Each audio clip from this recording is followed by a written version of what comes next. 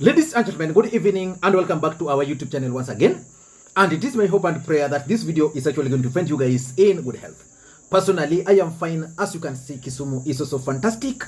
And maybe you could also let me know where you are watching the video from, the county or the country, in case you are out of the Republic.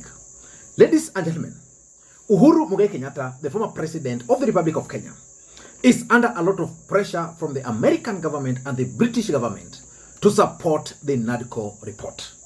For those who've been following the politics of this country, William Ruto embraced the NADCO report. Immediately it was released. Raila Odinga did not embrace the NADCO report immediately.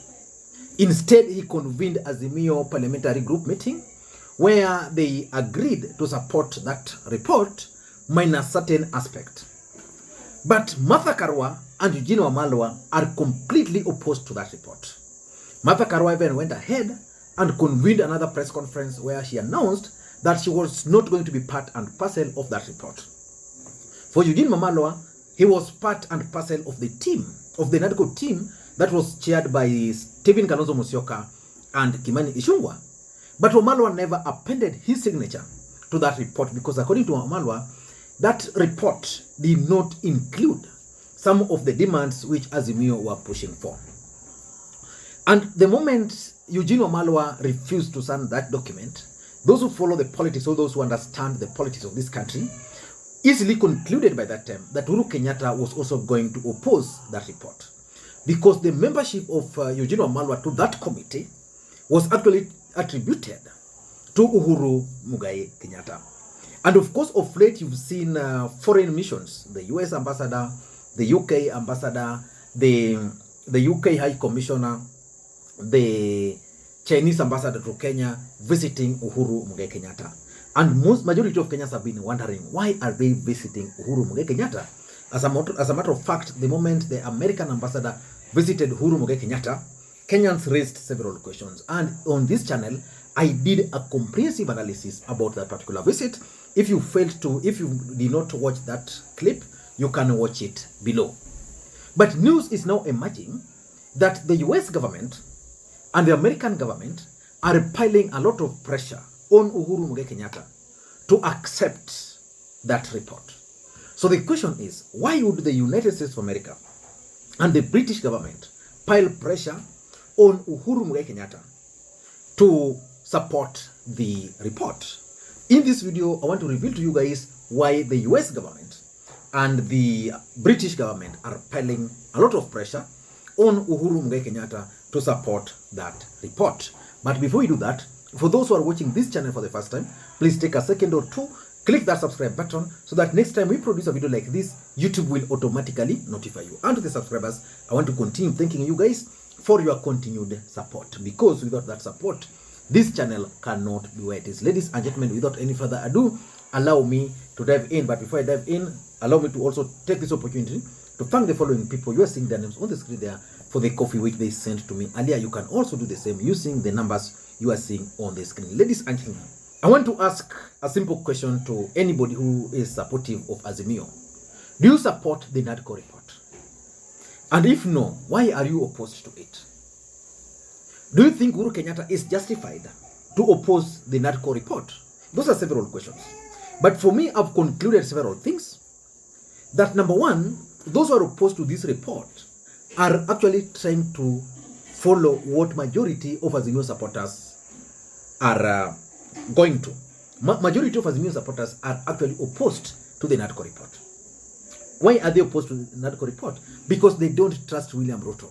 So they're opposed to it. Number two, Azimio supporters also believe very strongly that certain issues which were key for Azimio were not addressed in that report. One of them is the cost of living. Even the audit of the IBC servers is not clearly spelled out on how on how it's going to be addressed. So most of them are not really supportive of this document. And of course, there are also those individuals who are raising some legal basis that William Ruto just wants to use the NADCO report to mark time, because he knows so well that as much as Raila Odinga and Kalonzo are supportive of this document, the truth is there are certain changes that cannot happen without a referendum. And of course, I've always explained to you guys on this platform severally that there is no way William Ruto can agree to a referendum. And even as late as yesterday, William Ruto was very clear that he's not going to oppose, he's not going to support a referendum. I think there's a petition which he took to the speakers of the Senate. But why do you think Uhuru Kenyatta is under a lot of pressure to support the NADCO report? First of all, let us agree that the bipartisan talks was a product of external forces. There is no way the Ruto I know would have agreed to form a committee to discuss the issues that were affecting the country at that particular time. So William Ruto agreed to meet Raila in what they were calling the bipartisan talks. I'm 100% sure that the talks were negotiated by the American government and the British government. And that's why Ruto agreed to it, and that's why Raila Odinga also agreed to it. The outcome of that NADCO report is actually a product or a predetermined product of the US government and the British government. And that's why there's no way Raila Odinga was going to oppose it. That's why there was no way William Ruto was going to oppose it. He had to accept it publicly, despite the fact that he's not really supportive of it. But why would then now these guys try to bring Uhuru Kenyatta, who had actually retired? Number one, there is a strategy by the American government and the British government to legitimize William Ruto's presidency. The truth of the matter is that William Ruto is currently the president of the Republic of Kenya. But William Ruto and his team have been struggling with the issues of legitimacy. If you doubt that, listen to the speech by Rigathi Gachagua in Kisii today, which I think even UDA supporters are sharing, where he was asking Osoro and Arati. No, not Osoro. Arati and Kibagendi, who are Raila Odinga's key supporters from that region, to always speak whatever they say there when Ruto is not there and when Ruto is there.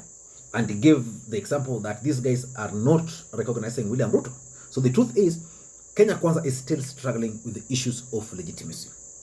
With Uhuru Kenyatta supporting the bipartisan talks fully, they'll get that legitimacy. And that is the problem which the American government are trying to deal with. They don't want, because the truth is, William Ruto is actually the president of the Republic of Kenya today, not because of Kenyans, but because of the British government and the American government. Number two,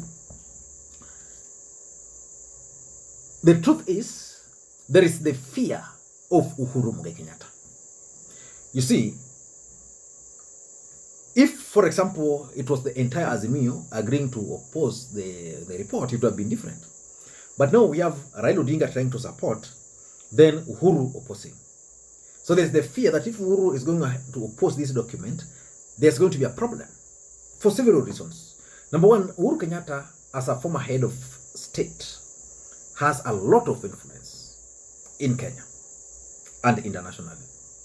And of course, even within Azimio itself, you can't ignore Uhuru Kenyatta factor. He's actually the glue that is binding Azimio. Number two, Uhuru Kenyatta has the money. And you know, with money, you can do anything. You can disrupt. He can decide to call for mandamanos. Uhuru Kenyatta can sponsor anti-NADCO reports. So those are the fears. Of course, we also know that Kenya Kwanza popularity currently is going down in Mount Kenya, and of course in the entire country. So which means it just requires a trigger for someone to rally Kenyans against this bill. And of course, lastly, you know, the international interest. Uhuru Kenyatta, I've always told you, is not an ordinary Kenyan. This is this is a prince. So it means as much as you want to ignore him, the international community cannot ignore him. So which means as much as the international community are keen on imposing their will and wish on Kenyans, they can't ignore the fact that there's a gentleman called Uhuru Kenyatta. Number three, there is always this thing of checkmating Ruto. The US government placed William Ruto in the presidency. William Ruto is now the president of the Republic of Kenya. How do they tame him? The only way to tame William Ruto is to come up with the bipartisan talks and to come up with an NADCO report, which is proposing the position of the office of the official opposition leader. Once you have that, then you have an office for the official opposition leader, which will be funded. And since that office will be funded, it means it's going to be vibrant. Now, if you have a vibrant opposition, that will checkmate Ruto. The only challenge now is that Uhuru Kenyatta is opposed to it. The American government, the British government, they want to checkmate Ruto using the office of the official opposition leader. At the end of the day, they have to persuade Uhuru to agree so that that position of checkmating Ruto can be realized. And of course, there is also number 4, taming Ruto. The truth is, Ruto is currently in a very awkward situation. So, since he's in an awkward situation, the American government must be forced to intervene. So they're going to prevail on Uhuru to support the document, Raila to support the document. Once the two agree to support the document, then Ruto will be told what to do.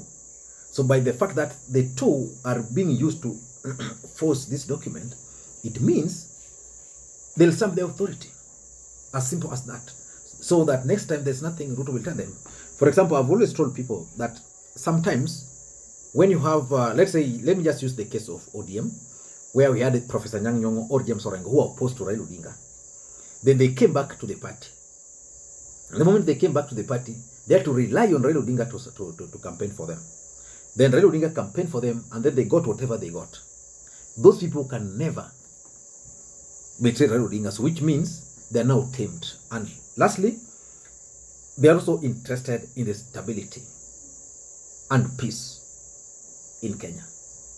Because Kenya is a strategic country for the United States of America and also for the British government. Anything that can put Kenya in chaos is something which they will try to always thwart at all costs. I don't know what you think. That's my take. Until next time, this is Lee Makwiny. Bye-bye.